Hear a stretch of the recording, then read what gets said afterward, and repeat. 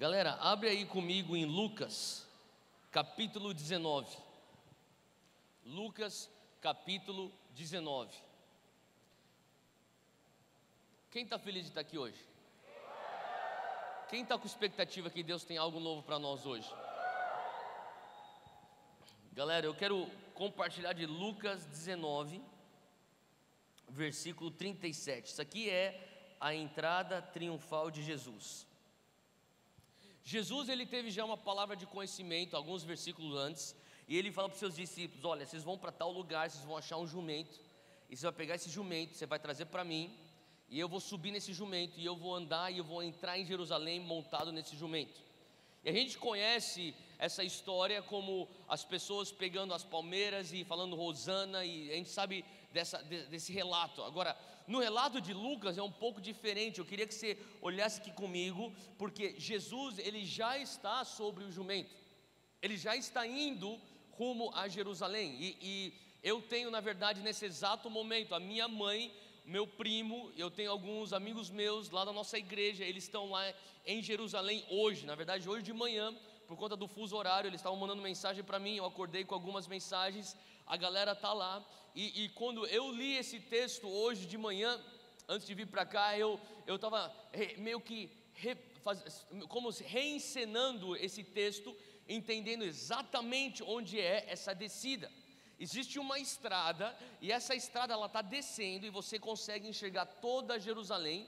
E Jesus, há 2000 anos atrás, estava sobre um jumento, descendo nessa estrada, sobre um jumento, e ele olha então Jerusalém inteira. E Jerusalém, ele diz assim, versículo 37, acompanha comigo: quando ele já estava perto da descida do Monte das Oliveiras, toda a multidão dos discípulos começou a louvar a Deus alegremente em alta voz por todos os milagres, fala comigo, os milagres que tinham visto, e eles exclamavam: bendito é o Rei, fala comigo, bendito é o Rei, fala assim, que vem em nome do Senhor, fala comigo, paz no céu e glória nas alturas.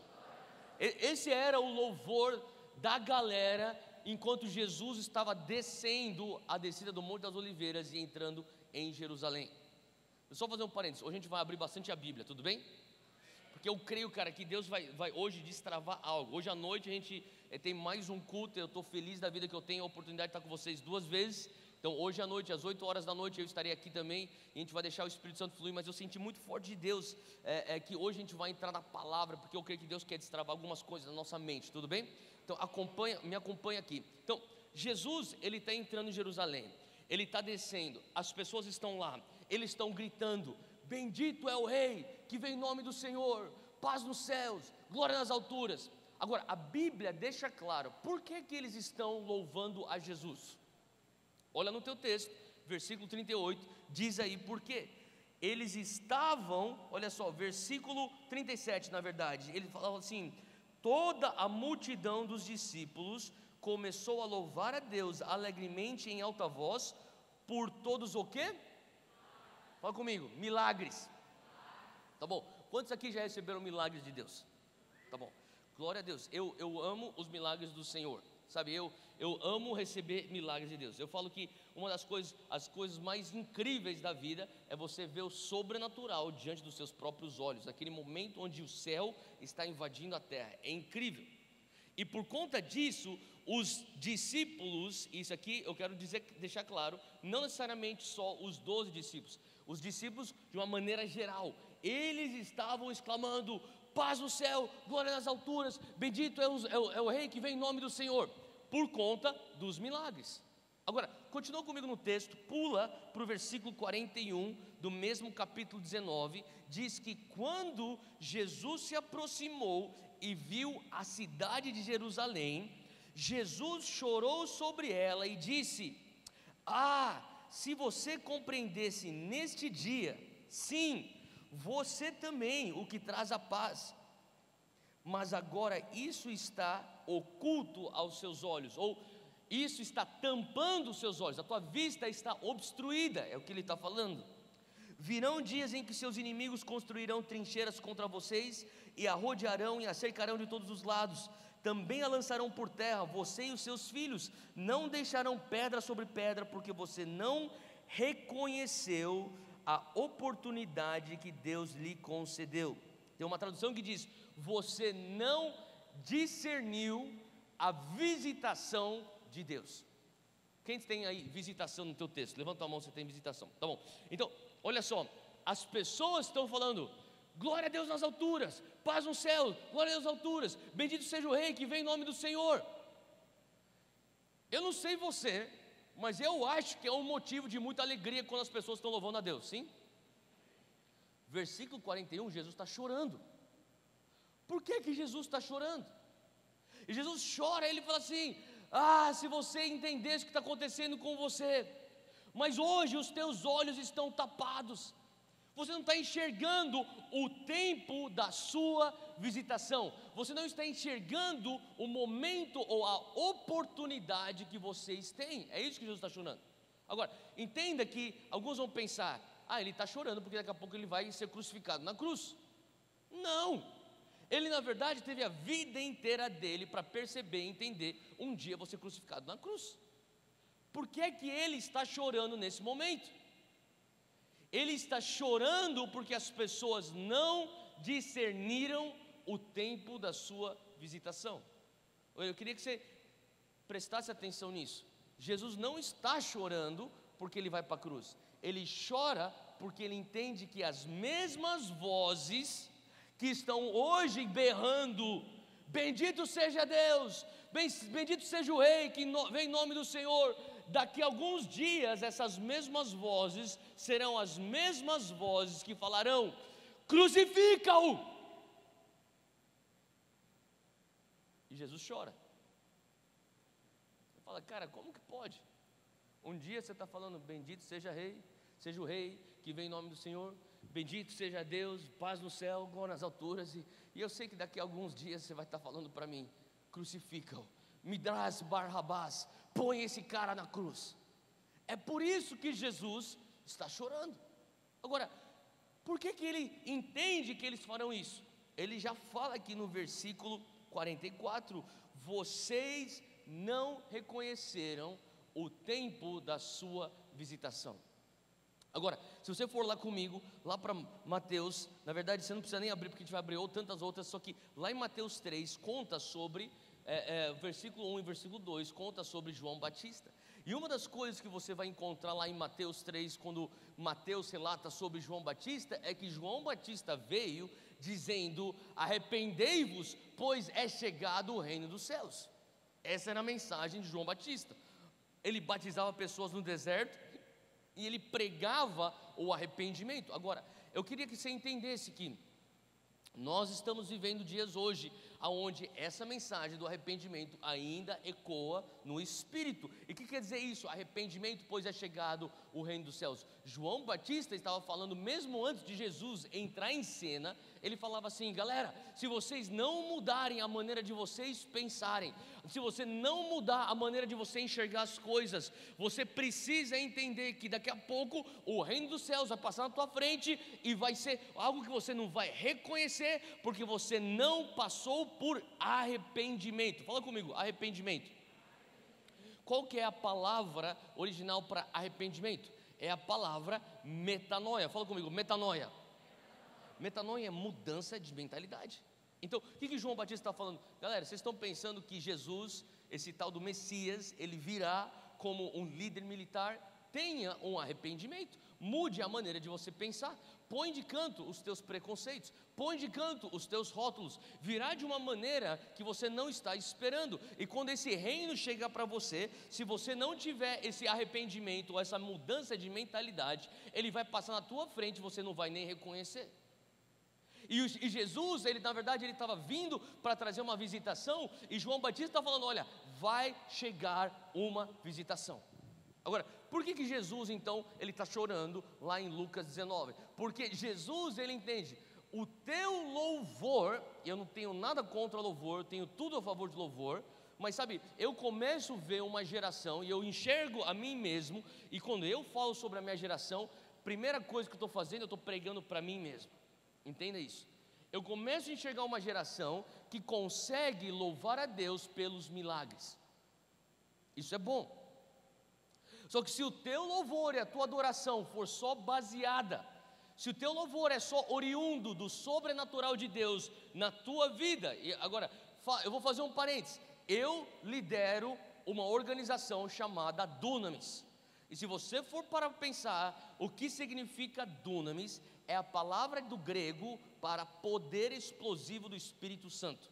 Então, não tem como você falar para mim, até você está falando então que a gente não tem que valorizar os milagres sobrenatural. De maneira alguma, eu valorizo isso. Só que eu entendo aqui que Jesus está falando, existe um porquê do sobrenatural. Quando o teu louvor é só, ele apareceu, me deu um chaba e eu caí aqui debaixo da unção. Sabe, se o teu louvor, ele é recluso, ou ele é exclusivo, ou ele é limitado a simplesmente ações sobrenaturais, entenda que você está suscetível a um dia falar, bendito seja o rei que vem em nome do Senhor, e um outro dia quando as coisas não vão do jeito que você quer, quando o milagre não acontece como você espera, você fala, crucifica-o! E Jesus chora, porque ele entende, é mais do que isso que eu vim trazer. A minha visitação, que você não reconheceu, ela não está limitada a simplesmente um cego vendo, a um surdo escutando, um aleijado se levantando de sua maca. É mais do que isso. Faz sentido, galera? Cara, a gente está experimentando um céu, os céus sobre o Brasil estão tão abertos, tão rasgados, e nós estamos experimentando uma coisa tão única na nossa nação. Mas ao mesmo tempo eu fico pensando, quantos aqui tem 25 anos para baixo? Levanta a mão. Levanta a mão, deixa a tua mão bem alta se você tem 25 anos para baixo. Agora com tua mão levantada, olha ao teu redor. Olha ao teu redor. Tá bom. Beleza, abaixa a tua mão.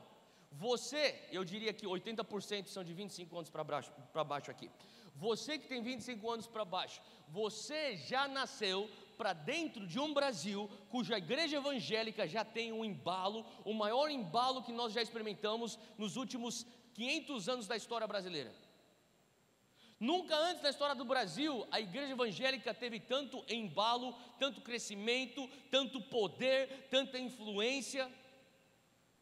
Hoje a estatística, se eu não me engano, uma agência de pesquisa, Vox Populi, falou que de 25 anos para baixo, no Brasil, os jovens brasileiros, todos de 25 anos para baixo, se você perguntar para 10 jovens brasileiros, qual é a tua fé espiritual, a tua fé? 4 de 10 dirão, eu tenho a fé evangélica. 40% dos jovens brasileiros de 25 anos para baixo se dizem evangélicos. É muita gente, galera. Faz sentido? É muita gente.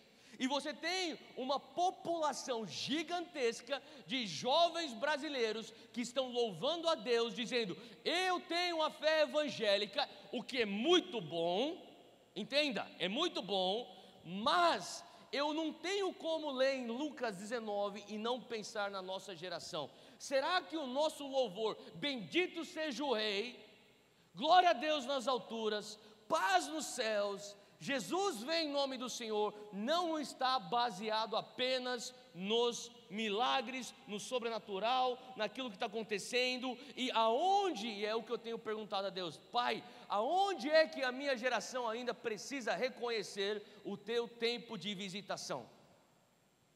Faz sentido? Então deixa eu só trazer aqui uma coisa muito simples e é bem lógico. Se você tem 25 anos para baixo, de acordo com essa estatística, 40% vão dizer, eu sou da fé evangélica. Se você é da fé evangélica, nós pregamos que a verdade que nós cremos muda o mundo, sim ou não? Tá. Então, você cresce falando, aquilo que eu creio muda o mundo, concorda comigo? Você crê no evangelho do reino, o evangelho do reino tem que mudar o mundo, sim?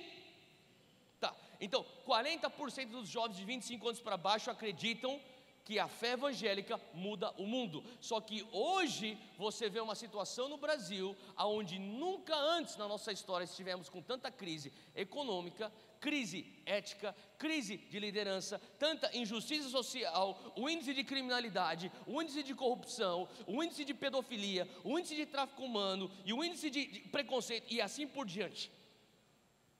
Deixa eu só falar uma coisa, galera. Se nós não começarmos a entender a urgência de nós reconhecermos o tempo da visitação de Deus sobre o Brasil, se nós não começarmos a sermos intencionais e não ficar, Deus, tá bom, um milagre me basta, e eu não estou falando que você não tem que buscar milagre, eu busco um milagre todos os dias. Hoje eu estou precisando de um milagre. Hoje eu acordei com uma mensagem de texto, eu falo, Deus, é só um milagre. Então eu preciso dos milagres do Senhor, mas eu entendo que os milagres não são o fim, eles são meios. O milagre é um meio para um fim. E qual que tem que ser esse fim? Tem que ser aquilo que João Batista já falava: arrependa-se, porque está vindo a implantação e a instalação do reino de Deus aqui nessa terra. Se você não mudar a maneira de você pensar, você não vai entender por que a gente segue Jesus aqui no Brasil. Nós não seguimos Jesus no Brasil para simplesmente ter bastante coisa evangélica acontecendo no Brasil. Isso é um meio. Então você tem 25 anos de idade, a galera toda de 25 anos para baixo, 40% deles acreditando que a fé evangélica muda o mundo, só que ao mesmo tempo eles estão num mundo que não reflete o reino de Deus. O que quer dizer isso? É uma crise, concorda comigo? Eventualmente você vai entrar, a tua geração vai falar assim: calma aí, por que a gente acredita em Jesus? A gente fala que Jesus muda, Jesus salva, Jesus transforma, mas olha a nossa situação aqui. Olha esse Brasil como é que está. Olha a crise que nós estamos. Olha a nossa economia, olha a nossa injustiça. Olha o índice de analfabetismo que não abaixa. Olha o índice de divórcio que não abaixa. Olha as injustiças sociais. Você está entendendo que nós estamos fadados a colidir a uma crise, sim ou não? Tá, eu não vou parar por aqui, eu não quero te deixar desesperançoso, só segue comigo. Agora abre comigo em Marcos capítulo 16, diz assim, versículo 15, isso aqui você conhece muito bem, é a grande comissão. Marcos 16, versículo 15, isso aqui é aquilo que o Senhor Jesus nos ordena. Ele fala assim no versículo 15: vão pelo mundo todo e preguem o evangelho a todas as pessoas. Fala comigo, todas as pessoas. Se você puder, sublinha isso no teu texto, todas as pessoas. Versículo 16: quem crer e for batizado será salvo, mas quem não crer será condenado. Estes sinais, fala comigo, sinais, quer dizer sobrenatural, quer dizer o miraculoso, quer dizer a invasão do céu na terra. Ele fala assim: olha, estes serão os sinais que te acompanharão se você é meu discípulo, fazendo discípulo de todas as pessoas. Ele fala aqui, esses sinais acompanharão os que crerem. Quem é que é crente? Levanta a mão se você é crente, tá bom? Então esses sinais deveriam estar te acompanhando, deveriam estar me acompanhando, assim como o Samuel acabou de falar aqui, que a gente deveria estar andando sobre as águas, curando os enfermos. É natural, é da natureza, do DNA do discípulo. Olha só, esses sinais, quais são os sinais? Em meu nome expulsarão demônios. Fala comigo, libertação. Em meu nome falarão novas línguas. Fala comigo, fluir do Espírito. Pegarão em serpentes, se beberem algum veneno mortal, não lhe fará mal nenhum. Imporão as mãos sobre os enfermos e estes ficarão curados. Fala comigo, proteção sobrenatural. E fala comigo, cura divina. Então são 4 sinais que você vê aí. Você vê então aqui o sinal de libertação. Se você é um discípulo de Jesus, você vai fluir em libertação. Você tem a unção para quebrar o jugo. Amém? Se você é um discípulo de Jesus, você vai ter então o fluir do Espírito, os dons. Você vai falar em novas línguas, você vai ser batizado no Espírito Santo, vai destravar os restantes outros dons para você. Número 3, você vai ter uma proteção sobrenatural em meio ao cumprimento da missão. Você vai estar cumprindo a missão e Deus vai estar te protegendo de uma maneira sobrenatural. Ele te garante proteção. Número 4, ele fala, você vai impor as mãos sobre os enfermos e eles ficarão curados. Você vai operar em cura divina. Faz sentido, gente? Esses são os sinais. Agora, os sinais acompanham enquanto você faz o quê? Enquanto você faz discípulo de pessoas. Concorda comigo? Tá, agora pula comigo para um outro texto na Bíblia, Mateus 28, versículo 18. Isso aqui também é a grande comissão. Você tem a grande comissão de Marcos 16 e você vai ver agora a grande comissão de Mateus 28. Mateus 28 é um outro ângulo do mesmo episódio. Jesus está lá no Monte da Galileia, Marcos está lá, Mateus também está lá. Marcos está escrevendo e analisando de um ângulo, Mateus analisa e escreve de um outro ângulo. É a mesma verdade, duas perspectivas diferentes. Agora, olha só o que a palavra diz lá em Mateus 28, mesmo episódio, grande comissão. Então Jesus aproximou-se deles e disse, versículo 18, Mateus 28, 18. Então Jesus aproximou-se deles e disse: foi-me dada toda a autoridade nos céus e na terra. Versículo 19, muito importante, presta atenção aí. Portanto, vão e façam discípulos de todas as nações. Fala comigo, todas as nações. Batizando-os em nome do Pai, do Filho e do Espírito Santo, ensinando-os a obedecer a tudo o que eu lhes ordenei. E eu estarei sempre com vocês até o fim dos tempos. Então, versículo 19, você vê a ênfase em você fazer discípulo de todas as nações. Marcos 16, 15, a ênfase, fazer discípulo de todas as pessoas. Fala comigo, pessoas. Mateus 28, fala comigo, nações. São duas coisas diferentes que englobam a grande comissão. Faz sentido, gente? Então, aqui Jesus está falando assim, olha, fazer discípulo de todas as nações. Só que olha só como que é a estratégia de fazer discípulo de todas as nações. Ele está falando aqui, ó, batizando-os em nome do Pai, do Filho e do Espírito Santo, levando salvação. Versículo 20, ensinando-os a obedecer tudo o que eu lhes ordenei. Então Jesus está falando assim, olha, eu te ensinei a viver de um jeito. Fala comigo, lifestyle. Significa um estilo de vida em inglês. E essa palavra lifestyle em inglês é bem legal porque te ajuda a entender cultura. Existe um lifestyle do skatista, existe um lifestyle de um atleta, existe um lifestyle de um cara da música, ou um cara do punk rock. Existe tudo aquilo que é a cultura dele, a maneira como ele se veste, a maneira como ele fala, a maneira, o que ele considera que é hobby, aquilo que ele considera que é bom, aquilo que ele considera que não é bom. Faz sentido? Existe um lifestyle da galera do hip hop, é um hip hop lifestyle. Então quer dizer, essa palavra lifestyle, que a gente não tem uma palavra em português para traduzir isso, que a tradução literal seria estilo de vida, ela traz uma conotação de cultura. E o que Jesus está falando é, olha, eu quero que você faça discípulos das nações. Mas para você fazer discípulo das nações, eu preciso que você venha passar para eles o lifestyle do reino de Deus, ou passe para eles cultura. Fala comigo, cultura. Você tem que doutrinar a galera, você tem que doutrinar nações, você tem que doutrinar sociedades. Então, uma coisa é você fazer discípulo de todas as pessoas, isso é importante. A outra coisa é você fazer discípulo de todas as nações, e isso também é importante. Nós não vamos cumprir a grande comissão em sua plenitude se nós não entendermos que temos que fazer os dois. Fala comigo, os dois, pessoas e nações. Agora, deixa eu falar uma coisa, nós temos tido êxito como nação brasileira, nação Igreja Evangélica de Jesus no Brasil. Nós temos tido êxito em fazer discípulo de todas as pessoas. Obviamente, não é todo cidadão brasileiro hoje que é um discípulo de Jesus. A gente tem muita coisa ainda para trabalhar, tem muita coisa para fazer ainda, mas nós já temos visto muito progresso, concorda comigo? A gente já tem visto aqui existem hoje no Brasil, o Brasil tem 200 milhões de habitantes. 200 milhões de habitantes, para pensar nisso, é bastante gente. De 200 milhões de habitantes, 60 milhões se consideram evangélicos. Não vou nem entrar no mérito da questão de que qualidade são esses evangélicos, mas só o fato da pessoa se considerar evangélico já é um bom começo. Concorda comigo?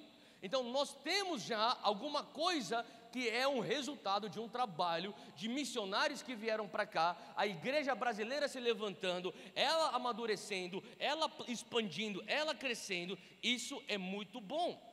Mas sabe o que eu creio? Que Deus está trazendo, especialmente para você, com 25 anos de idade para baixo, a missão de começar a discutir e falar: Deus, como que eu faço discípulo da nação brasileira? Porque uma coisa é você fazer discípulo das pessoas brasileiras, outra coisa é você fazer discípulo da nação brasileira, e eu vou explicar isso. Você vê pessoas se falando: eu sou evangélico, mas você não vê o reflexo do reino de Deus na nossa economia. Você não está vendo hoje tanto reflexo de Deus no nosso sistema público de ensino, na nossa educação. Você não vê tanto o reflexo do reino de Deus em nossas famílias brasileiras. Eu não estou falando família evangélica brasileira, estou falando família brasileira de um modo geral. Você precisa ver dentro da sociedade brasileira e do meio, nos nossos meios e veículos de comunicação, reflexos do reino de Deus. Como que seria o nosso governo, a nossa política com reflexos do reino de Deus? Como que seriam as nossas artes, os nossos entretenimentos com reflexos do reino de Deus? Eu não estou falando para você fazer uma novela evangélica, não é isso. Estou falando, será que a gente pode ter novela normal, mas passando valores do reino de Deus? Porque isso vai trazer doutrina. Faz sentido, gente? Vai trazer cultura do reino de Deus. Então, eu falo para você, hoje nós temos a igreja brasileira evangélica no seu ápice de crescimento e a sociedade brasileira no seu ponto mais baixo de decadência. E Deus está falando assim: olha, é momento de uma geração que consegue honrar o que os seus pais fizeram para discipular pessoas, mas também entender que eu estou fazendo algo para discipular o Brasil. E como que você discipula uma nação? Você discipula uma nação quando você começa a alcançar os pilares que sustentam uma sociedade. Presta atenção, eu sei que essa mensagem talvez não é para todo mundo, mas é para alguns de vocês que eu sei que vão fazer a diferença no mundo de amanhã e até começando nos dias de hoje, amém? Então você precisa escutar isso. Você não vai conseguir discipular uma nação simplesmente tendo conferências evangélicas que você fica muito louco da vida, abraça todo mundo e você tem um chaba levanta e nada muda na tua sociedade.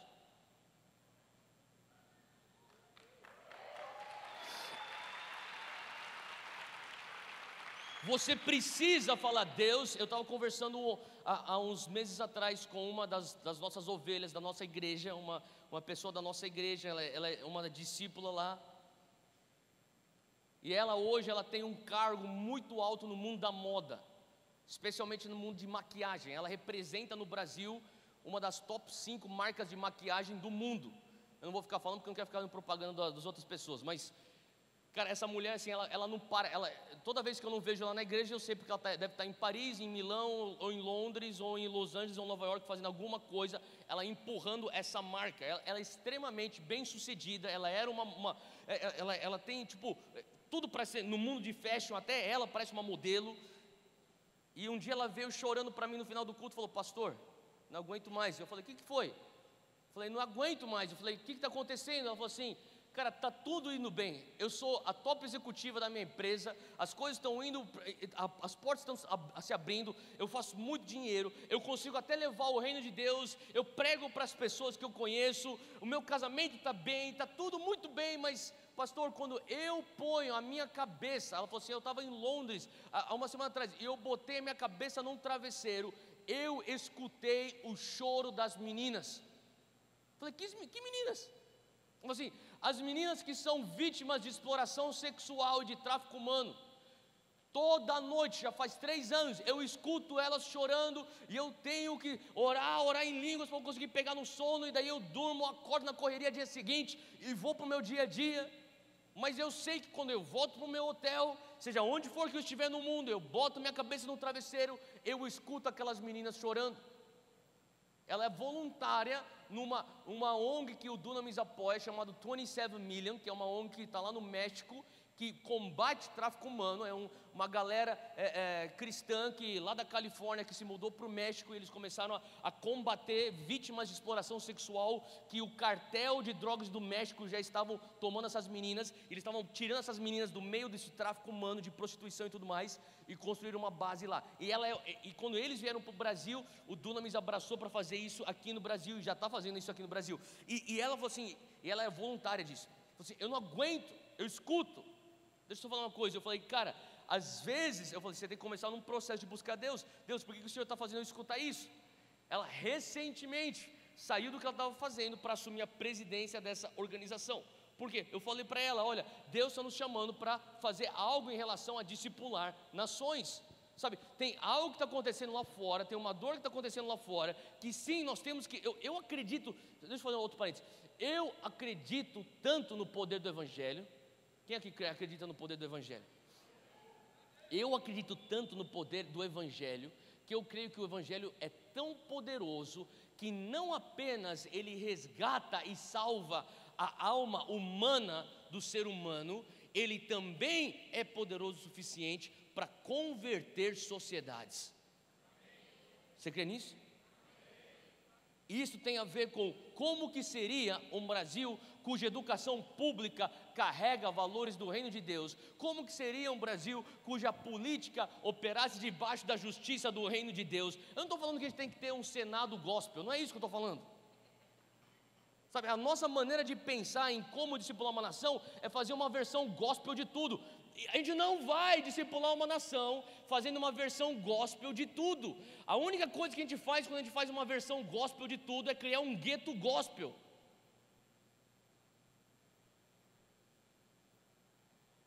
Você não vai fazer uma revista Veja gospel. Está entendendo o que eu estou falando?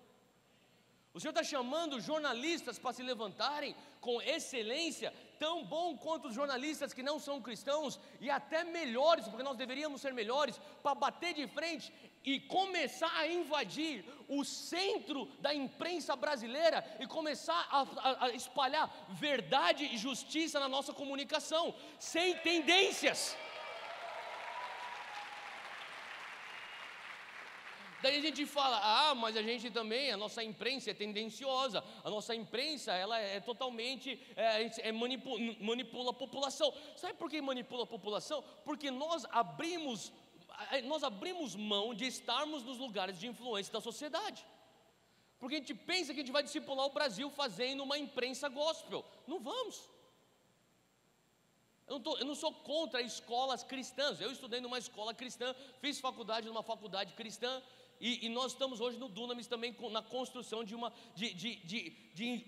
veículos de ensino cristãos. Mas não é que eu sou contra isso, mas nós precisamos entender que nós somos sal da terra e luz do mundo. Nós temos que infiltrar. Você lembra que o reino de Deus é como aquela pitadinha de fermento? Qual que é a utilidade do fermento fora do pão? Não existe utilidade para o fermento fora do pão. O fermento tem que estar na massa do pão, e uma vez que é uma pitadinha, ele começa a infiltrar do restante da massa do pão, e ele leveda todo o pão. Faz sentido? Então, Deus está nos chamando. Eu queria que você continuasse aqui comigo. Abre comigo no outro texto. Abre aí comigo no texto de Atos, capítulo 1, versículo 8.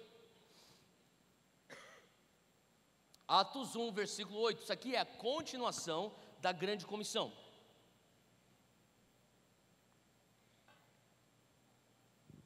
Jesus, ele garante para eles, sabe, eu amo Jesus, eu amo o Pai, porque o Pai, o nosso papai, ele não nos envia para a missão sem nos dar a provisão para concluir a missão.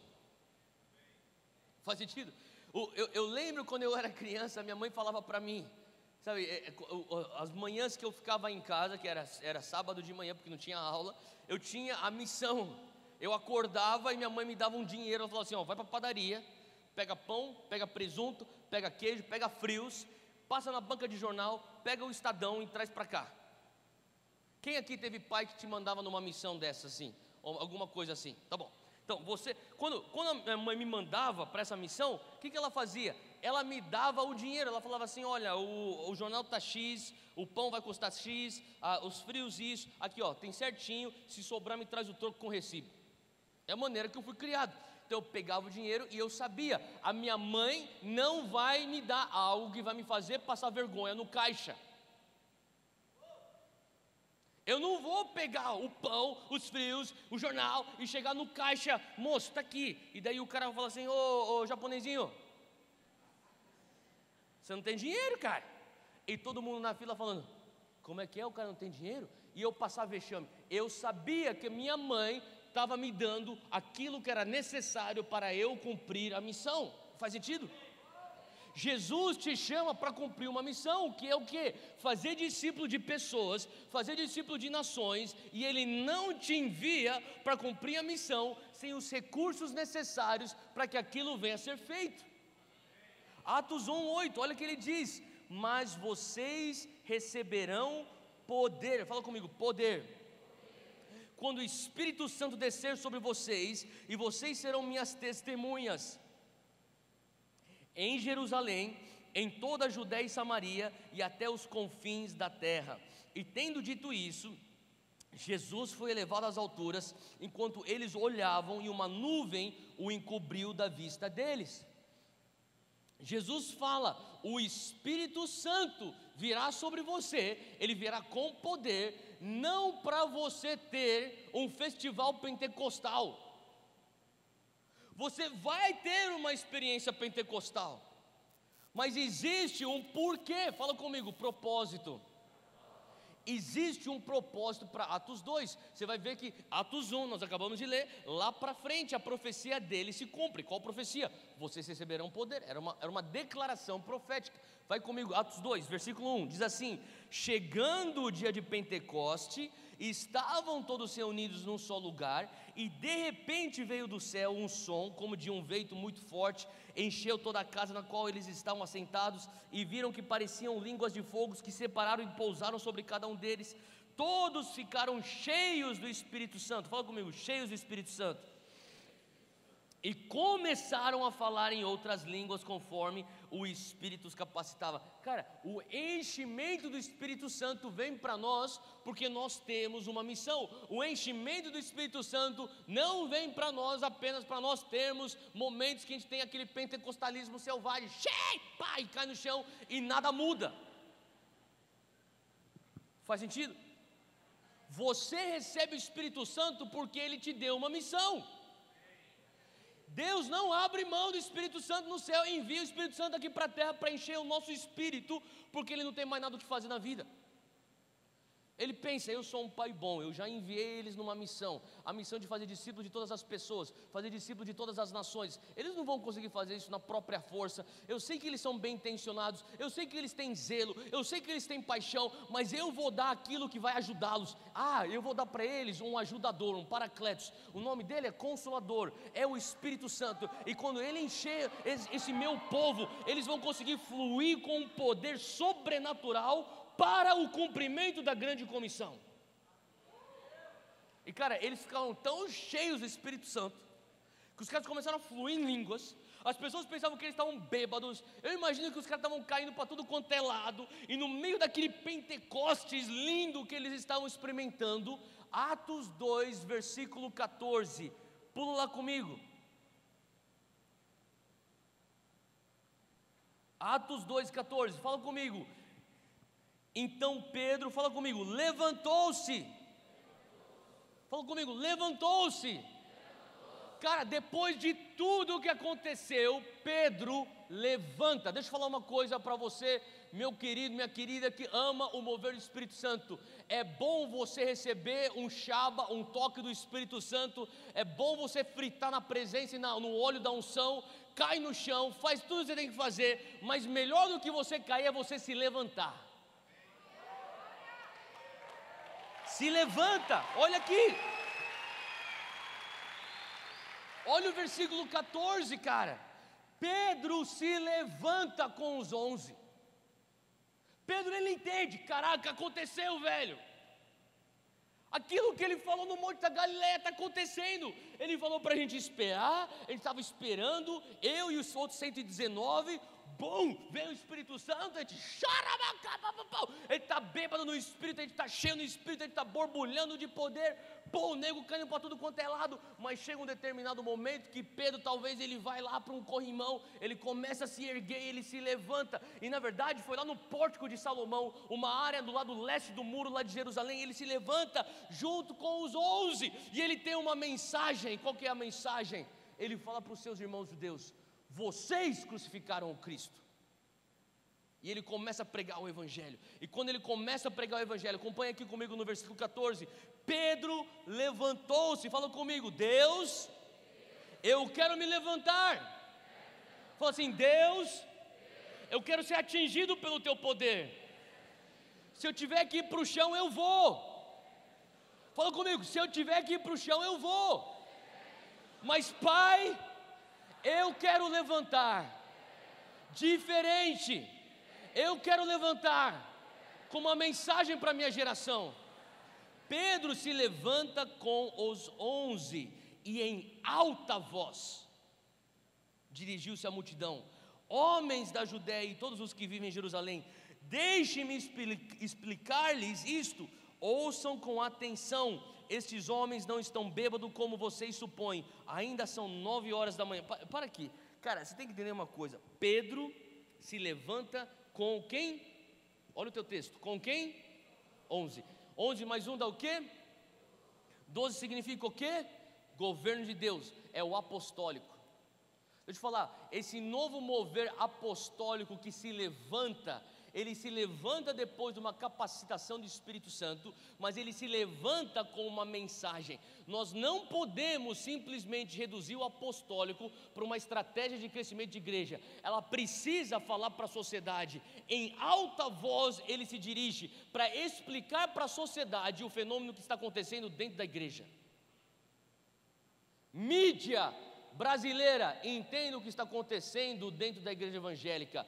Senado Federal, entenda o que está acontecendo dentro da igreja. O que você está vendo aqui não é só uma frenesi espiritual, é uma mensagem que vai transformar e vai atingir Brasília. Olha só, economia, São Paulo, escute o que está acontecendo dentro da igreja. O que vocês estão vendo aqui, mercado financeiro, não é só uma frenesi pentecostal, é um poder que está se levantando com o mover apostólico que vai influenciar e discipular uma nação. Ei, Rio de Janeiro, artes e entretenimento, Projac, Globo e todos os veículos. O que está acontecendo aqui não é só uma frenesi espiritual. Existe um poder genuíno que vai começar a até invadir aí o polo da cultura brasileira.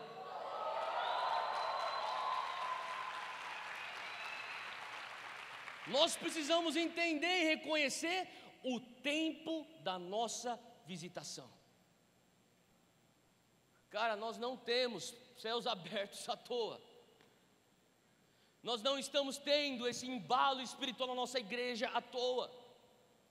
Pedro reconhece, nós não estamos tendo nesse cenáculo esse derramar do Espírito Santo à toa, simplesmente porque a gente está aqui reunido esperando, e ele não teve mais nada o que fazer a não ser derramar o Espírito Santo dele. Não, ele entende, tem um propósito. Jesus já falou: vocês receberão o Espírito Santo para serem minhas testemunhas. Fala comigo, testemunhas. A palavra testemunha no grego original significa mártires. Ele fala Jerusalém, Judéia e Samaria, aos confins da terra. Você começa a ver que ele começa no centro, em Jerusalém, ele aumenta o raio para Judéia e Samaria, e depois ele expande até os confins da terra. Você começa a entender que até em Atos a igreja teve esse trajeto, iniciando em Jerusalém, depois do martírio de Estevão, vai para Judéia e Samaria, depois de Atos 13, no momento de Antioquia, vai para os confins da terra, assim como Jesus já tinha profetizado. Cara, o que está acontecendo aqui na nossa Jerusalém, igreja cristã de Jesus Cristo do Brasil, tem que sair para a nossa Judéia e Samaria, tem que começar a espalhar para os nossos confins da terra. Faz sentido, galera? Nós não estamos recebendo esse mover do Espírito Santo à toa, para nós termos um festival pentecostal que não vai levar em nada, não. Vai ser algo que vai nos causar a nos levantar com os 11. Você parte desse mover apostólico. Fala comigo, eu faço parte disso. Agora vai comigo para Lucas 11.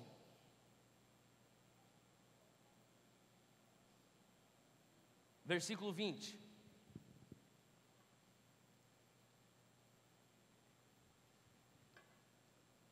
Jesus fala sobre expulsar demônios.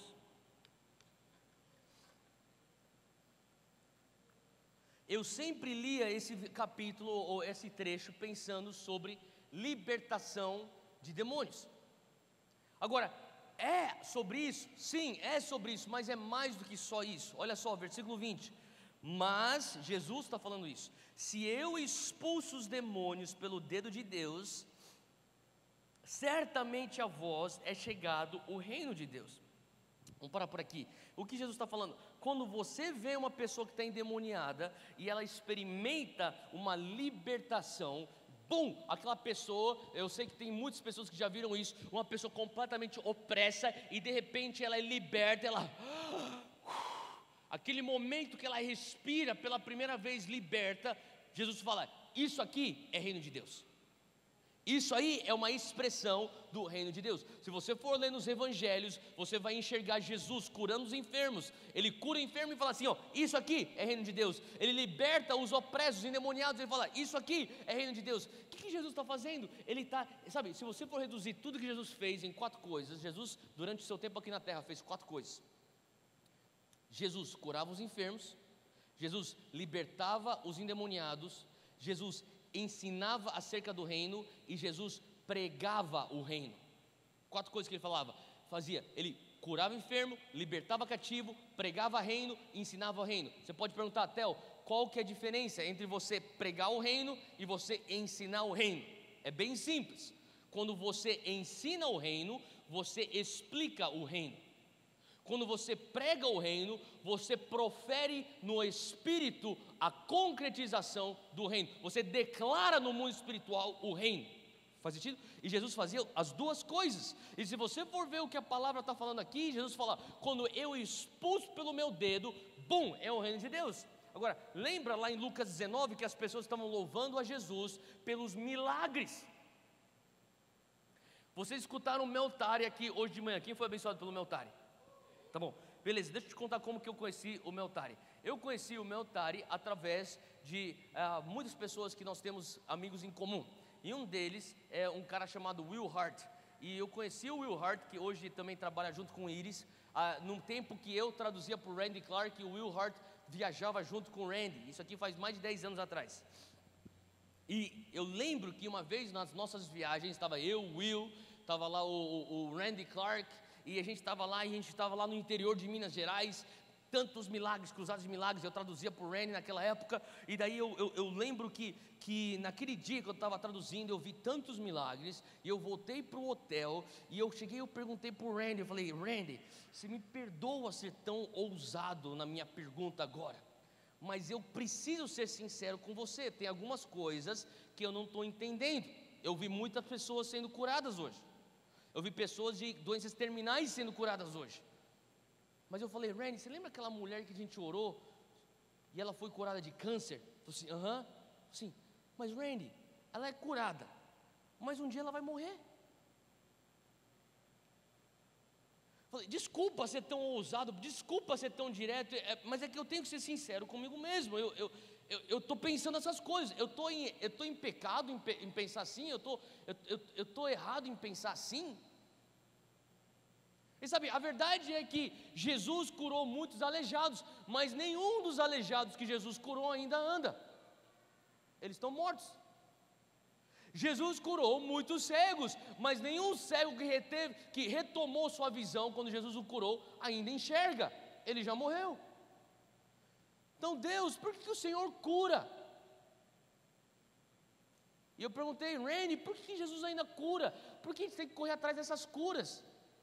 E Randy falou: primeira coisa, a cura é um veículo. Se você teve já essa pergunta na tua cabeça, você pode escrever aqui a resposta que eu vou dar para você. Por que é importante um cristão até hoje buscar a cura de Deus, ou o sobrenatural de Deus? Primeira coisa, a cura, isso foi o Randy que me respondeu. Ele falou: primeiro ponto, a cura é um veículo do amor de Deus.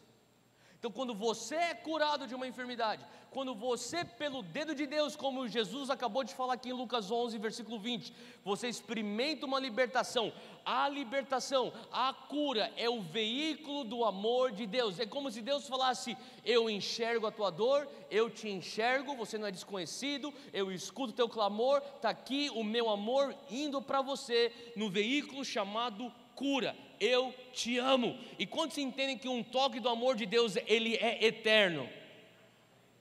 Então esse é o primeiro.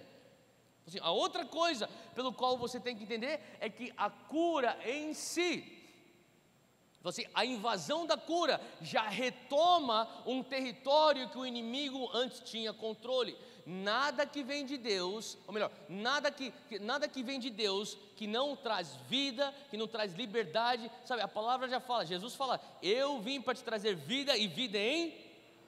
E o diabo veio para o quê? Matar, roubar e... Se você vê uma doença que mata, que rouba, que destrói, aquilo não vem de Deus.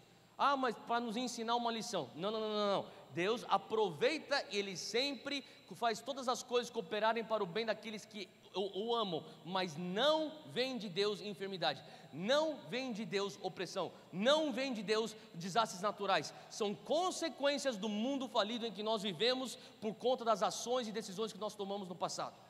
Faz sentido?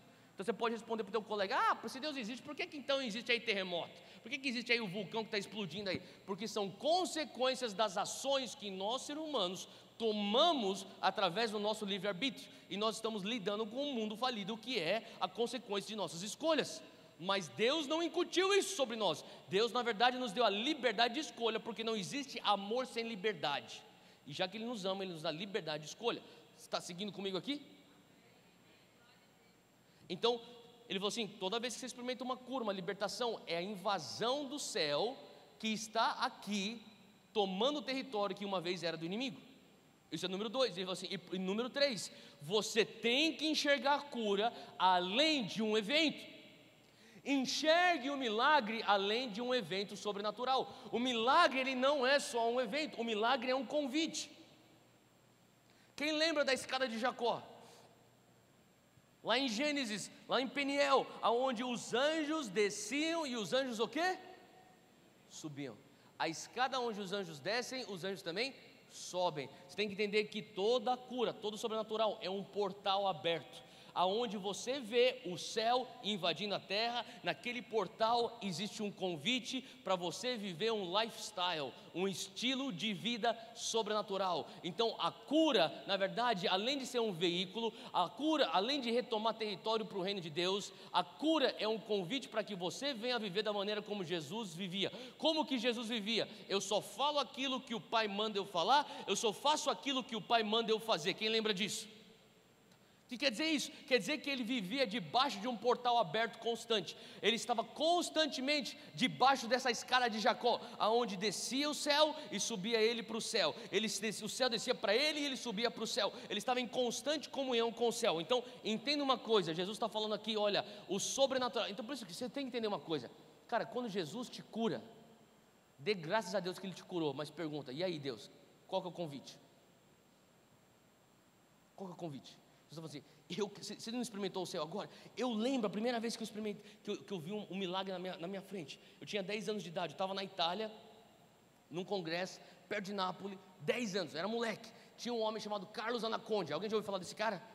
Um argentino chamado Carlos Anacondia. Esse cara estava ministrando, e minha mãe falava para mim assim, eu não entendi italiano, até hoje não entendo, e ela falou assim para mim: você não vai entender nada que ele está falando mesmo, então vai lá e pode brincar lá no fundo do salão. Mas quando terminar a reunião e a banda do louvor subir de volta, você vem para frente, porque ele vai pôr a mão na tua cabeça. Minha mãe era assim, tipo, todo culto que eu via, minha mãe me pegava pelo braço e falava para o pastor lá: bota a mão na cabeça desse menino aqui, por favor.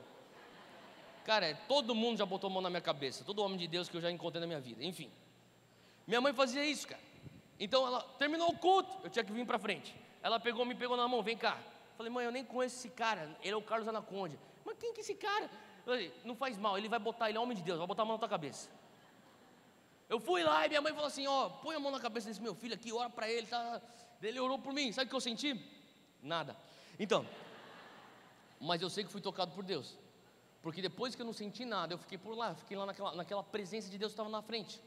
E daí eu vi um menino vindo para frente com o pai dele sendo tipo, o pai dele meio que sustentando ele pelo braço, levando esse menino. E esse menino tinha alguns problemas, dava para ver na maneira como ele estava andando. Ele não tinha saúde assim 100%. E eu observei que ele não tinha orelha. Ele tinha algo que era meio que uma massa e um buraco no crânio dele. E o Carlos Anaconde, assim como ele impôs as mãos sobre mim, o pai levou esse menino para receber oração. E quando ele impôs as mãos sobre esse menino caiu debaixo da unção. E estava cheio de corpos estendidos para tudo quanto é lado daquele lugar. Era um lugar mais ou menos do tamanho disso aqui. Cheio de corpos estendidos para tudo quanto é canto. A banda tocando e o Carlos Anaconde impondo as mãos. Pá, pá, e nego caindo para tudo quanto é canto. E eu, lá aqui na frente, aqui, ó, eu fiquei do lado desse corpo estendido no chão, que era esse menino. Naquele dia, eu não sei porquê, eu fiquei lá. E de repente o pai também estava meio que perto assim também. E eu estou lá do lado daquele menino. E de repente eu fiquei lá uns 2, 3 minutos olhando para esse garoto no chão. Parecia que ele estava dormindo. E de repente eu comecei a ver que ele começou a tremer. Ele começou a ficar vermelho, às vezes começaram a saltar, e ele começou, eu falei, caraca, esse cara vai ter um infarto. Eu estou preocupado, e eu estou tentando procurar ajuda, e eu tipo, só que eu não sei falar italiano, então eu estou falando, e eu estou assim, e de repente, eu parei de ficar tentando procurar ajuda, e o menino está chacoalhando, as veias saltadas, vermelho, está suando, e de repente, diante dos meus olhos, em questão de 30 segundos, diante de mim, perante Deus eu falo isso, eu estou olhando e eu vejo esse menino, as veias saltando, e de repente a orelha,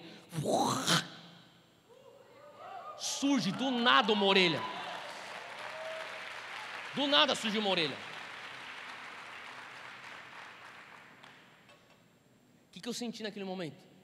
O céu invadindo a terra.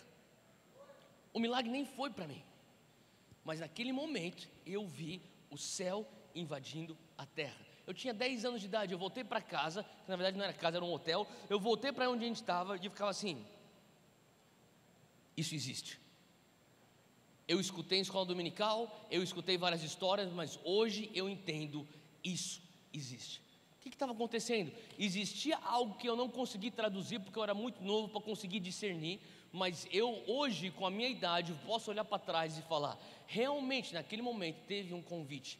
Theo, isso existe. Você é um garoto de 10 anos, mas o sobrenatural existe. Ele pode invadir a terra, pode ser um portal que vai andar sobre você todos os dias da tua vida. Você quer viver um estilo de vida do sobrenatural, onde o reino invade a terra através da tua vida. Esse era o convite.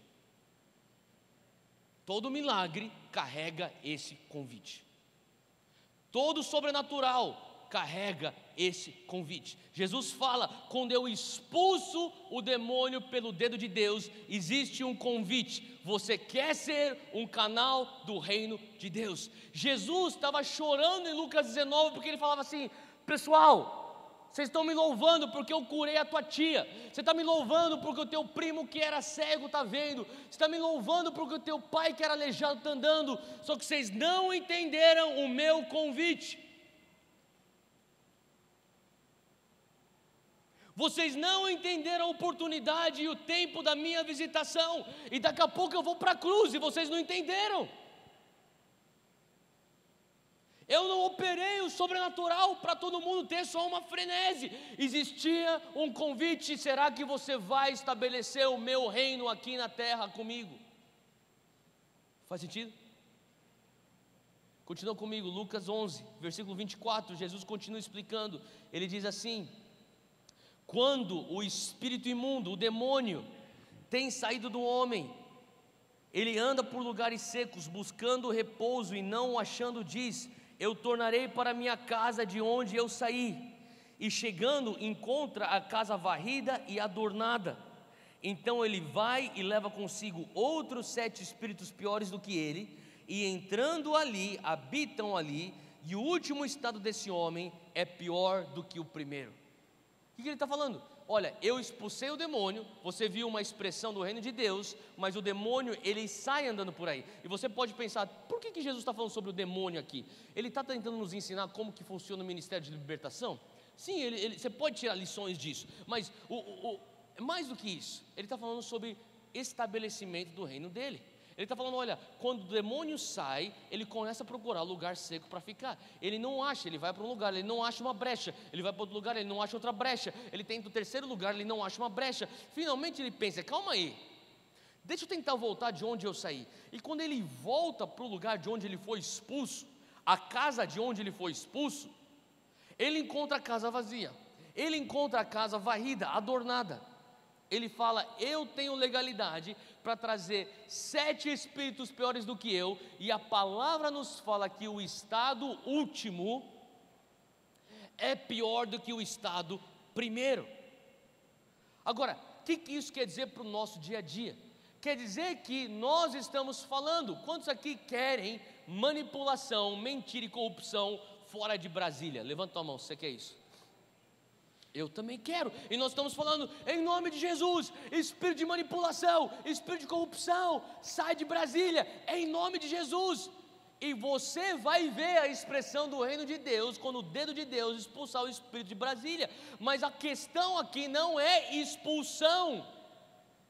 A questão aqui é que aquele demônio, ele vai para um lugar, não achando lugar para ficar, vai para o outro, e não achando lugar para ficar, vai para o outro, e de repente ele fala, eu vou tentar voltar para Brasília, só que se nós, como a igreja de Jesus Cristo, não ocuparmos Brasília,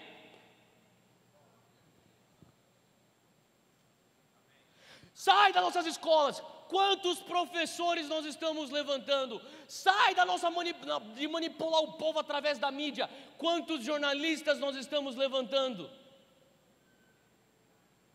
Casamento é homem e mulher. Quantos assistentes sociais? Quantos acadêmicos? Quantos psicólogos? Quantos pedagogos nós estamos levantando?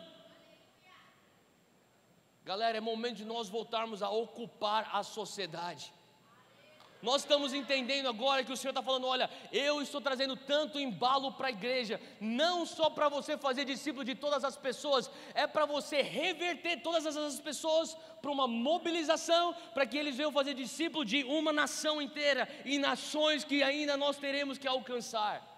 Faz sentido? Por isso que o Senhor está hoje querendo levantar jornalistas, Deus está querendo levantar cientistas, Deus está querendo levantar acadêmicos, Deus quer levantar artistas, cineastas, Deus está querendo levantar pessoas para todas as esferas da sociedade, porque o reino de Deus é muito grande para ficar limitado nas 4 paredes da igreja. Cara, você faz parte disso. Atos 4, versículo 31, e eu termino com isso.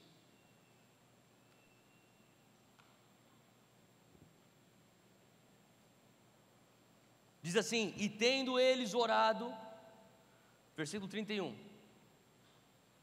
e tendo eles orado, moveu-se o lugar em que estavam reunidos, e todos foram cheios do Espírito Santo, e anunciavam com ousadia a palavra de Deus. Cara, quando nós orarmos agora, pessoas serão cheias do Espírito Santo. Você vai sair daqui anunciando com ousadia a palavra de Deus. Você crê nisso? Pula para o 33. E os apóstolos davam, fala comigo, eu sou parte dessa geração apostólica, e eu darei com grande poder testemunho da ressurreição de Jesus, e sobre mim e sobre minha geração haverá abundante graça. Você crê nisso? Fica de pé onde você está.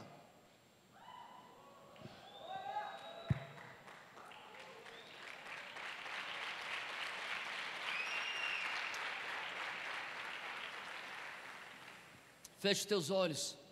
O Senhor está hoje nos visitando, o Senhor está falando conosco. Eu quero que você entenda, não existe esse embalo sobre a igreja de Jesus Cristo à toa. O Senhor quer que nós venhamos canalizar isso para reforma de sociedades.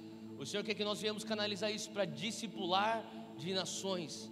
Cara, eu creio que nós estamos ainda para ver os dias, e você que levantou a mão dos 25 anos para baixo, eu creio que nós veremos ainda dias onde nós teremos um casamento de um avivamento com uma reforma. Pode deixar as luzes acesas, assim tá bom. Feche teus olhos onde você está. Cara, quem sabe hoje Deus nos está levantando aqui jornalistas. Quem sabe hoje Deus nos está levantando aqui vereadores, senadores, prefeitos. Quem sabe hoje Deus não está levantando aqui empresários. Quem sabe hoje Deus não está levantando aqui empreendedores. Quem sabe hoje Deus não está levantando aqui médicos que vão curar através da ciência e também através do sobrenatural. Toda cura vem de Deus, seja através da ciência ou através do sobrenatural. Quem sabe hoje Deus não está levantando aqui no nosso meio outros missionários, outros pastores que irão treinar suas igrejas a saírem e serem sal para dentro da sociedade, e não simplesmente pensar como que eu posso fazer a minha igreja crescer numericamente, mas como que eu posso fazer a minha igreja ter efetividade na sociedade. Cara, eu creio que Deus está levantando uma nova geração. Você faz parte disso. Você faz parte disso hoje. Se você quer isso, comece a falar para Deus: Pai, eis-me aqui. Eu não quero só fazer discípulo de pessoas, eu quero fazer discípulo de nações. Pai, eu não quero ficar só expulsando demônios, eu quero ocupar as casas. Pai, eu não quero só ficar preso numa frenesi pentecostal. Pai, eu quero me levantar como Pedro se levantou, com algo a dizer e ver uma reforma acontecendo, uma mudança na sociedade. Pai, eis-me aqui, eu quero isso hoje. Se você tem isso no teu coração, abre tua boca. Você não precisa de uma banda. Deixa o teu clamor ser ecoado por esse lugar, esse salão. Abre tua boca. Será que a gente consegue agora só levantar um clamor agora e falar: Pai, usa a nossa geração. Nós não queremos pegar esse embalo e simplesmente, sabe, andar e fluir juntos sem entender o porquê que o Senhor está nos dando essa graça.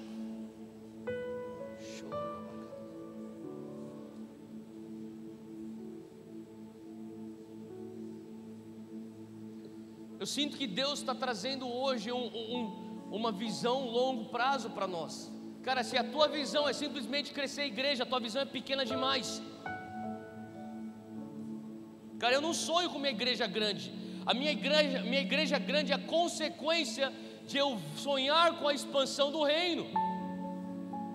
Cara, você tem que parar de sonhar só: pai, eu quero ver um ministério muito bem sucedido. O Difflin vai alcançar o seu sucesso quando o Difflin começar a pensar: cara, como que o reino pode espalhar por todas as esferas? Eu te garanto que isso é o que está no coração da tua liderança. Comece a falar: Pai, usa-me, Pai. Qual que é a área que o Senhor está me levando para levar o teu reino? Será que o Senhor está me levando para o mundo empresarial? Será que o Senhor está me levando para dentro de um banco? Será que o Senhor está me levando para dentro da Petrobras? Será que o Senhor está me levando, Pai, para dentro das nossas escolas? Pai, o que o Senhor tem para mim, Pai? Será que o Senhor está me levando para dentro de uma agência de publicidade? O Senhor está me levando para dentro de um meio de comunicação? Pai, aonde que o Senhor está me levando? Para dentro de um comércio, através de uma ONG, através de, sei lá, de um ativismo social. O que é que o Senhor está me levando, Pai? Eis-me aqui, Deus.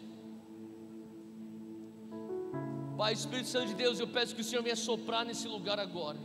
Que o Senhor venha estar soprando sobre as chamas dos nossos corações.